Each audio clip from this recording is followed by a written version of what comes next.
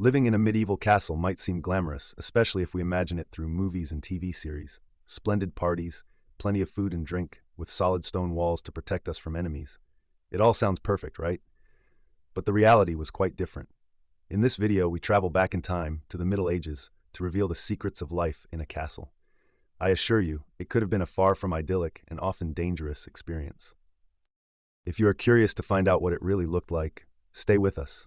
Don't forget to leave a super like, and without further ado, let's begin our journey. First, we need to dispel a common myth. Medieval castles were not so much places of luxury as fortresses designed for defense. These huge and often grim buildings were built mostly of stone, with thick walls to withstand enemy attacks. Windows were small and narrow to prevent enemies from entering, which also meant that little sunlight could penetrate.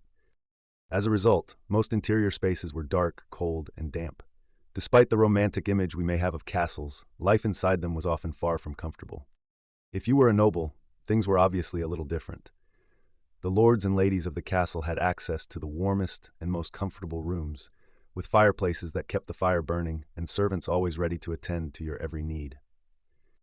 However, even for them, life in a castle was not as simple as we might imagine today. Hot baths, for example, were a rare luxury, reserved for a few occasions, since obtaining hot water was a complex undertaking, requiring the help of numerous servants to fill the tubs and keep them at the right temperature. But if life for the nobles was hard, for the serfs and peasants it was much more so. These people, who represented the majority of the population living in the castle, were housed in cold, dark, and often overcrowded spaces. Their rooms were located in the most remote and damp parts of the castle, such as cellars or basements. Under these conditions, diseases spread easily, and contagions were rapid and deadly. Furthermore, serfs did not have many rights or privileges. They could be called upon at any hour to do the most strenuous work, and their lives were completely devoted to the service of the lords. Another little-known aspect of life in medieval castles was the existence of prisons, which were far from the places of redemption they are often portrayed as in modern films. Medieval prisons were terrifying, dark, and dangerous, places where torture and executions were commonplace. Prisoners were held in inhumane conditions, often deprived of food and water, and their cries of pain could be heard throughout the castle, especially at night, creating an eerie atmosphere. One of the main problems of medieval castles was the lack of hygiene. At the time, sewerage was non-existent, and to do one's business, people used wooden benches with holes in the center, where the waste fell into pits below. These areas were rarely cleaned, and the stench they gave off could easily travel up to the rooms above. Privacy was virtually non-existent. It was not uncommon for several people to share the same bench, chatting while they relieved themselves. And of course, there was no toilet paper. Cleaning was left to the servants, who often had to deal with embarrassing and unhygienic situations. But life in medieval castles was not only characterized by a lack of hygiene.